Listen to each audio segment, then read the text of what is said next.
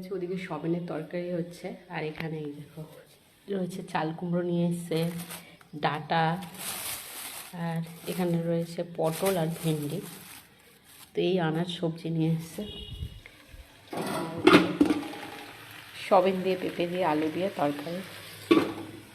আর এখানে সেই ফ্রিজে ছিল পুঁটি মাছ, তো এখনও বরফ রয়েছে। তো এটাকে এবার বাছতে হবে।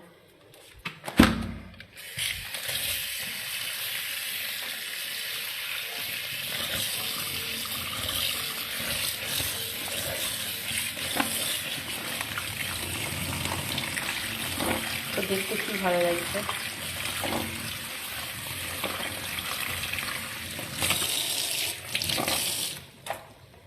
তো বড় বড় সাইজ।